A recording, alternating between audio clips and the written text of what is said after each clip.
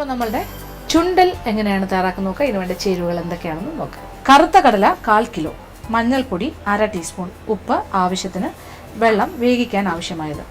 ഇനി മറ്റു ചേരുവകൾ: വെളിച്ചെണ്ണ 2 ടേബിൾ സ്പൂൺ, കടുക് 2 ടീസ്പൂൺ, വറ്റൽമുളക് 8-9 എണ്ണം, കറിവേപ്പില ആവശ്യത്തിന്, മുളക് പൊടി 2 ടീസ്പൂൺ, തേങ്ങ ചെറുതായി അരിഞ്ഞത് 1/2 കപ്പ് മുതൽ 1 കപ്പ് വരെ. അപ്പോൾ നമുക്കിനി കടല വെച്ചൊരു ചുണ്ടൽ തയ്യാറാക്കാം. അപ്പോൾ ഇതൊരു 1/4 കിലോ കടല വെള്ളത്തിൽ, കറുത്ത കടലയിലാണ് ഞാനിപ്പോൾ ചെയ്യുന്നത്. പണ്ടൊക്കെ നമ്മൾ കറുത്ത കടലയിൽ തന്നെയാണ് ഇത്തരം കാര്യങ്ങൾ ചെയ്യുന്നത്. ഇപ്പോഴാണ് വലിയ സൈസിലെ വെള്ളക്കടലയൊക്കെ വരുന്നത്. അത് വേറൊരു സ്വാദാണ്. എങ്കിൽ നമുക്ക് ആ നാടൻ രീതിയിൽ തന്നെ കാര്യങ്ങൾ കൊണ്ടുപോകാം. ഇതൊരു 1/4 കിലോ വെള്ളത്തിൽ കുതിർത്തത്, ഒരു 3-4 മണിക്കൂർ വെള്ളത്തിൽ കുതിർത്തത്. ഓവർനൈറ്റ് സോക്കിങ് വളരെ നല്ലതാണ്. തലേ ദിവസം രാത്രി വെള്ളത്തിലിട്ട് രാവിലെ കറക്റ്റായിരിക്കും.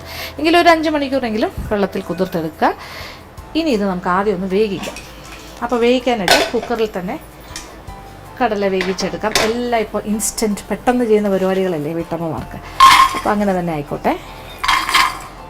നമുക്കിപ്പോൾ സമയക്കുറവുള്ള കാലഘട്ടത്തിലാണ് ജീവിക്കുന്നത് എല്ലാവരും. ഫാസ്റ്റ് കുക്കിംഗ്, ഏതൊക്കെ കാര്യം എത്ര പെട്ടെന്ന് ചെയ്യാൻ പറ്റും അതാണ് നമ്മൾ ചെയ്യാൻ.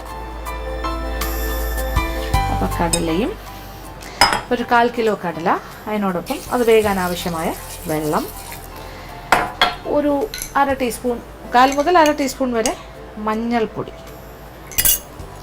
പാകത്തിനുള്ള ഉപ്പ്, കടലയിൽ പിടിക്കാൻ ആവശ്യമായ ഉപ്പ്. ഇത്രയും കാര്യങ്ങൾ ചേർത്തു. ഇനി എന്താ വേണ്ടേ? ഇനി കുക്കർ ഒന്ന് അടച്ച്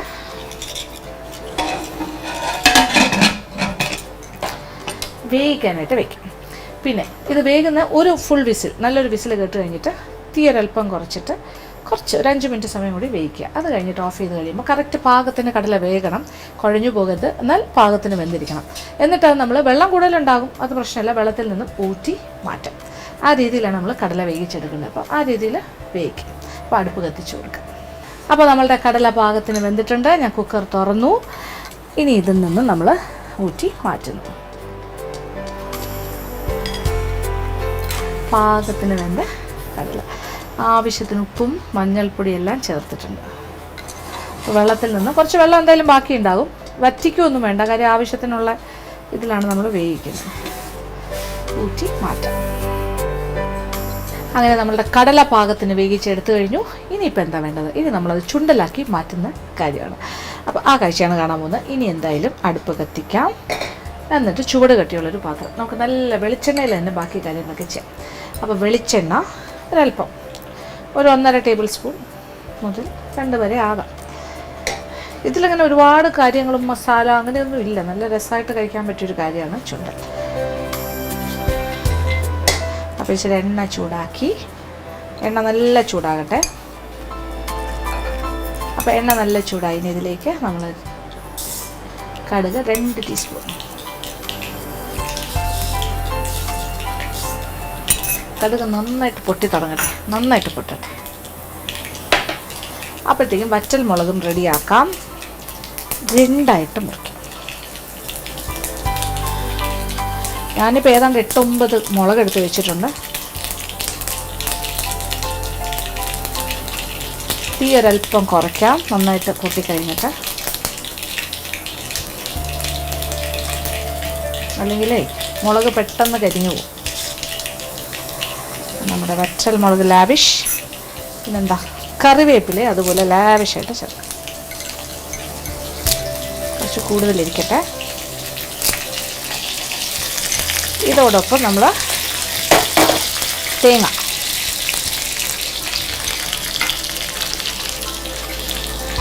അപ്പോൾ തേങ്ങ കൊത്തും കൂടി ചേർത്ത്,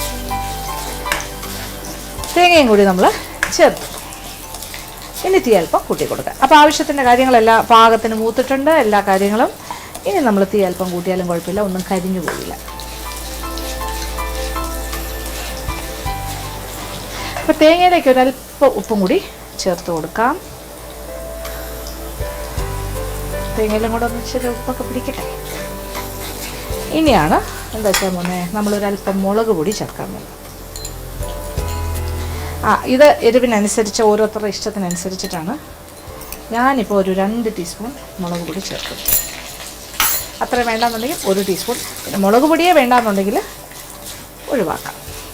അപ്പോൾ പച്ചച്ചോ മാറിയാൽ മാത്രം മതി, നിറം മാറണം എന്നില്ല. തീ അല്പം വീണ്ടും ഞാൻ കുറച്ചു. ഇനി ഇതിലേക്കാണ് നമ്മൾ, അപ്പോൾ മുളകിൻ്റെ ആ ഒരു പച്ചക്കുത്ത് മാറണം. മൂത്തൊരു മണം വന്നു തുടങ്ങി. കടല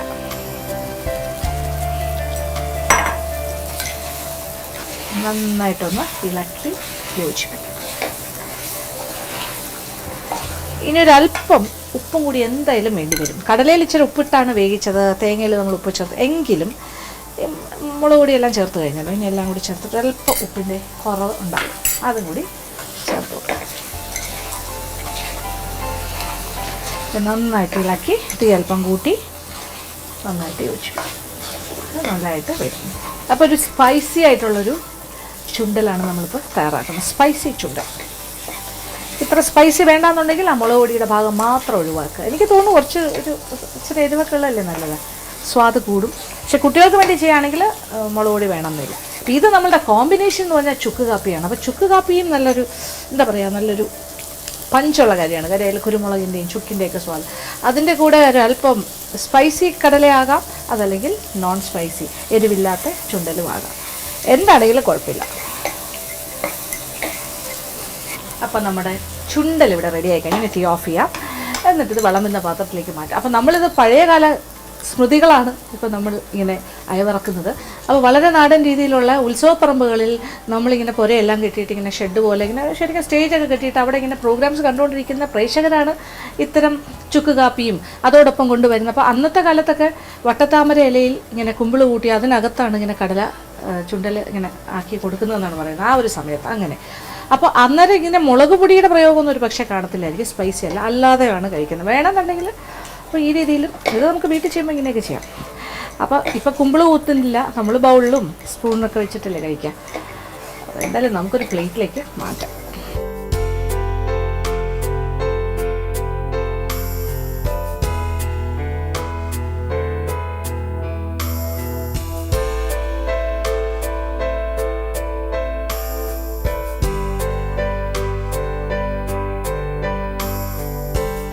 അങ്ങനെ നല്ല ചൂട് ചുണ്ടലും അതിനോടൊപ്പം നല്ല ഒരു ചുക്ക് കാപ്പി, നല്ല ആവി പറക്കുന്ന ഇങ്ങനെയുള്ള വിഭവങ്ങൾ കൊണ്ട്, ഇത് സത്യം പറഞ്ഞാൽ വളരെ നാടൻ, നമ്മുടെ വീട്ടിൽ എപ്പോഴും ഉള്ള കാര്യം, എപ്പോൾ വേണമെങ്കിലും ചെയ്യാൻ പറ്റിയ കാര്യം. പക്ഷേ ഈ മഴയെ നിങ്ങൾക്ക് ആഘോഷമാക്കാം.